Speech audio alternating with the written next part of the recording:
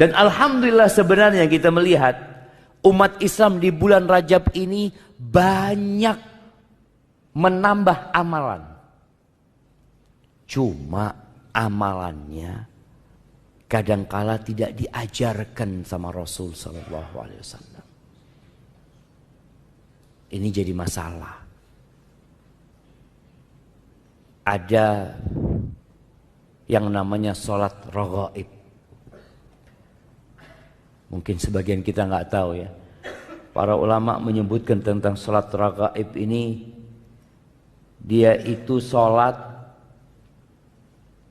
yang dilakukan pada hari Kamis pertama di bulan Rajab, malam Jumat.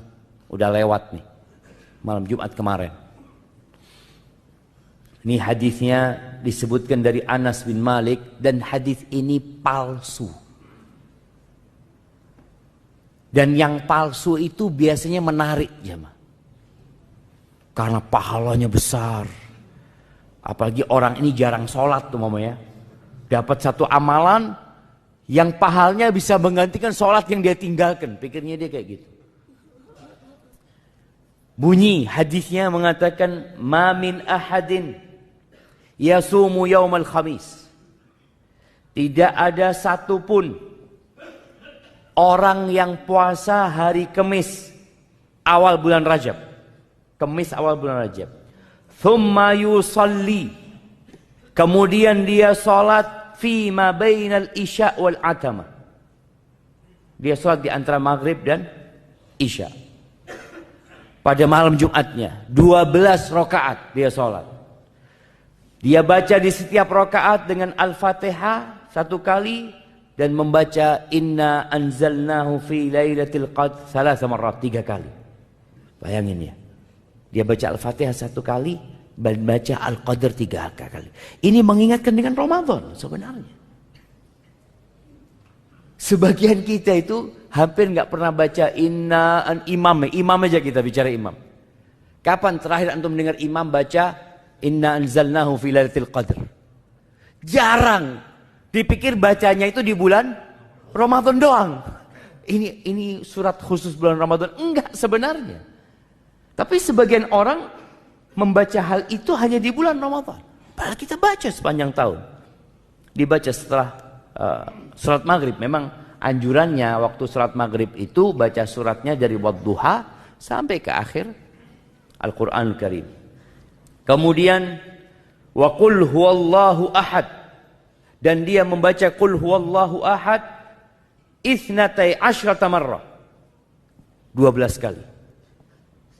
Jadi Al-Fatihah, kemudian baca Al-Qadr 3 kali, lalu baca qul huwallahu ahad 12 kali, yafsil baina kulli rak'atain bitaslimah. Setiap 2 rakaat dia salam. Fa idza faragha min salatihi shalla alayya 70. Ketika selesai salat, dia salawat kepada aku sebanyak 70 kali. Allahumma salli ala Muhammad, ya, sebanyak 70 kali. Fa yaqulu fi sujudihi 70 marrah. Di setiap sujudnya dia membaca sebanyak 70 kali subuhun quddusun rabbul malaikati warruh. Berapa kali? 70 kali jemaah. Baca itu. Thumma yarfa' ra'sah.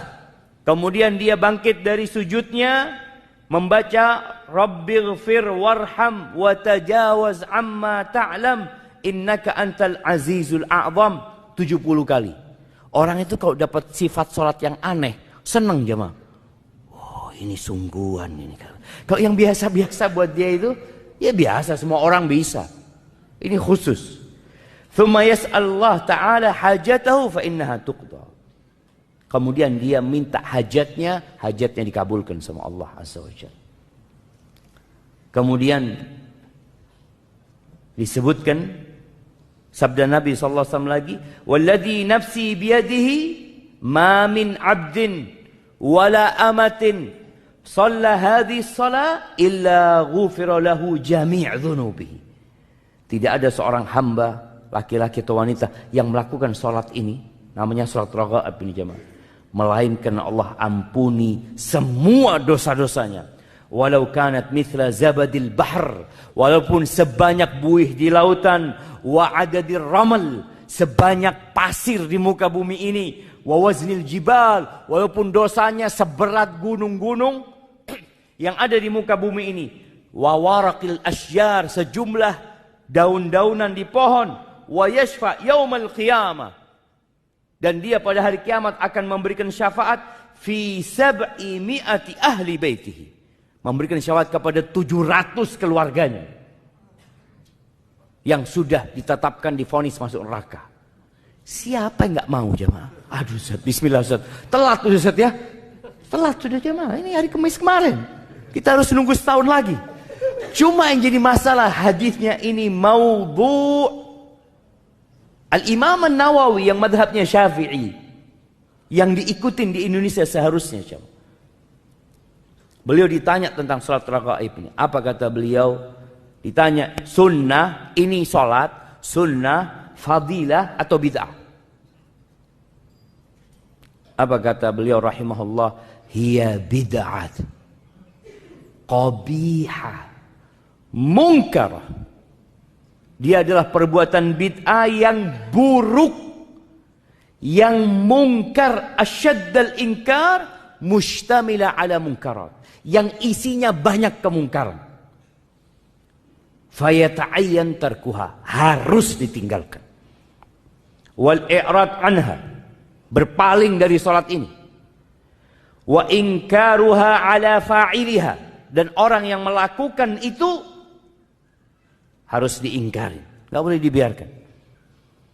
Wala yughtar bi kathratil fa'ilina laha, jangan tertipu dengan banyaknya orang yang mengamalkan hal itu. Di berbagai negeri beliau mengatakan, wala bi kauniha madhkura fi qutil qulub, jangan pula terpedaya karena disebutkan dalam kitab Qutil Qulub kata beliau, atau di kitab Ihya Ulumuddin, atau buku-buku yang lainnya, karena memang nggak ada itu seperti itu. Hadisnya palsu, panjang beliau menjelaskan hal itu. Mungkin sebagian orang tadi mempersiapkan diri untuk Ramadan dengan membersihkan diri dari dosa.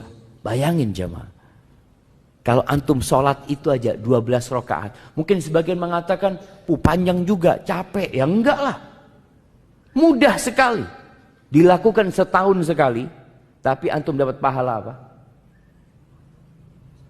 Diampuni dosanya dengan sejumlah,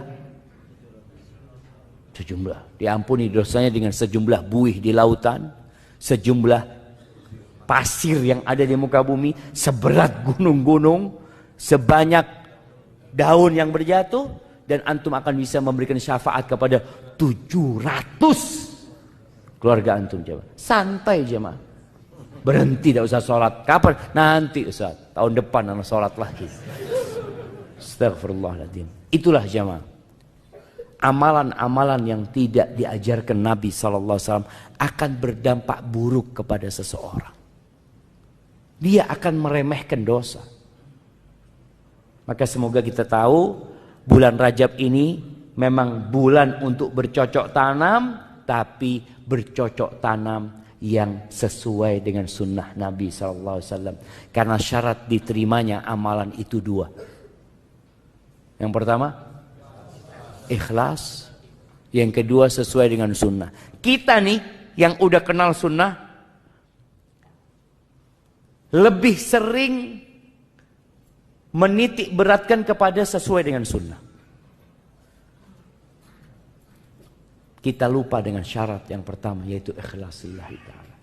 Wallah jamaah, kalau kita puasa sesuai sunnah, umroh sesuai sunnah, haji sesuai sunnah, sodakoh sesuai sunnah, baca Al-Quran sesuai sunnah, tapi kita tidak ikhlas lillahi ta'ala, nggak ada gunanya. Kita perlu sering-sering bermuhasabah.